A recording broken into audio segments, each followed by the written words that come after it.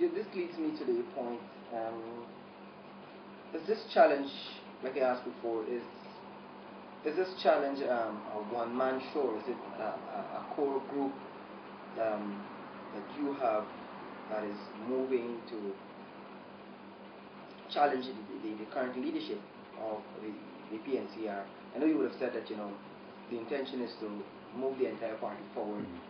You've been talking for 5 years to get some level of dialogue, to get some level of understanding, to get to meet an agreement. But is this a one-man show, or is this a group? First, let me say to you that a challenge in any party is not a problem. Competition in an electoral process is good for any institution, is good for any country.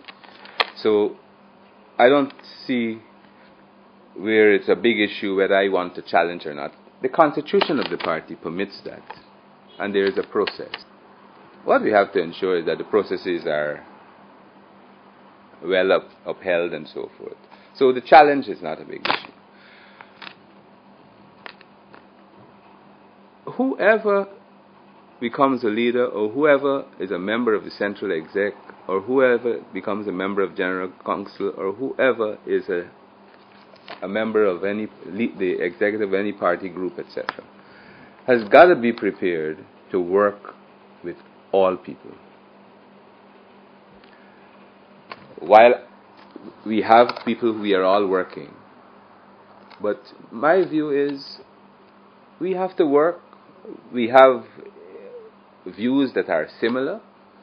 There are going to be differences.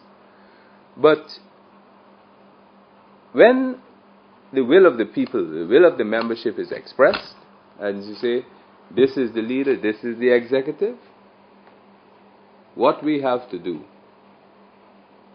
is to work in the interest of the people, the party, and the country.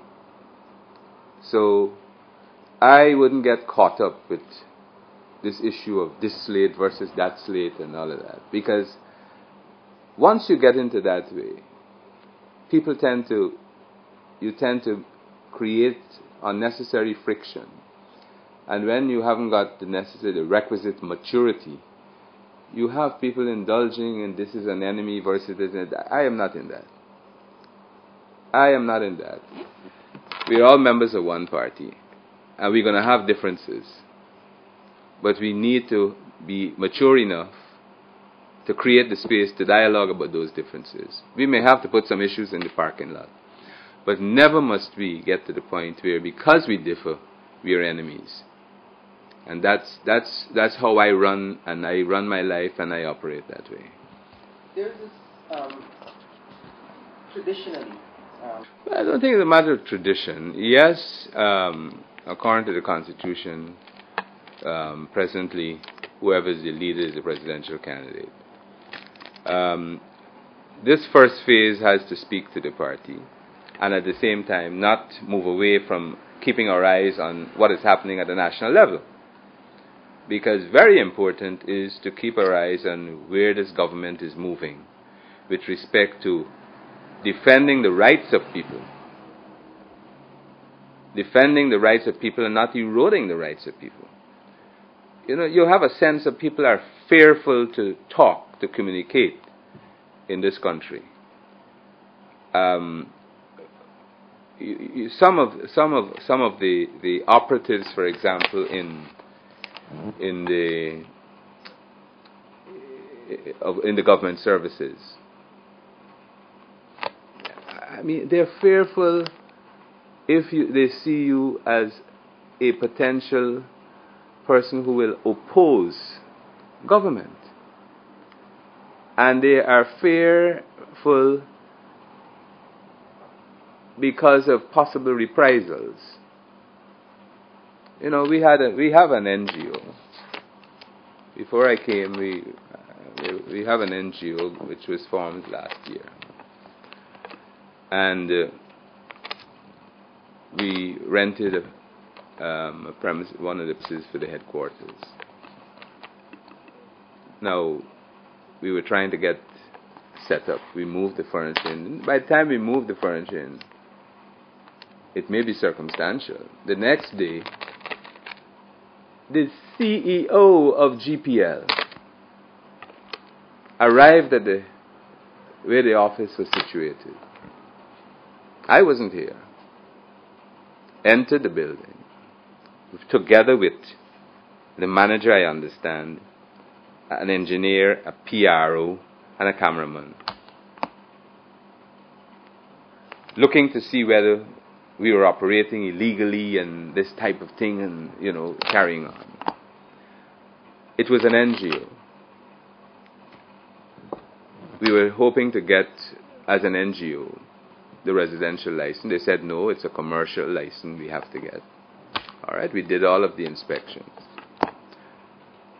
And to this date, we haven't had the election. We had to move.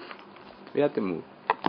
But these are some of the issues that we have to talk about: defense of citizens' rights in this country.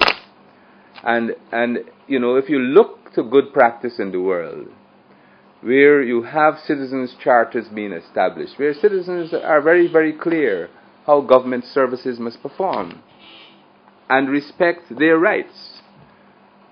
And the faster we can get there, and the faster this government begins to represent people's rights, the better things will be. But if they don't, we are ready to take the fight to them for the protection of people's rights. Because that's wrong. Very, very wrong. And you have people who are fearful to talk to you. That's so all of these issues.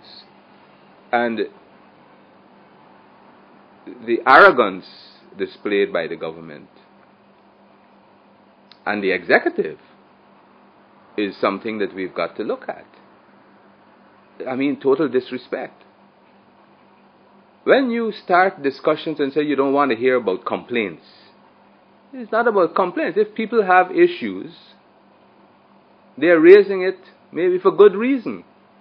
So as a government, you've got to listen to those issues. You can't say, I don't want to hear about them. Well, if you don't want to hear about them, leave.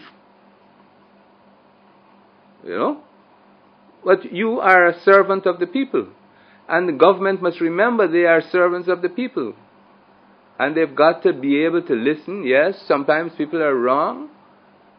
But you've got to be able to create that framework by where people, the citizenry, have an input.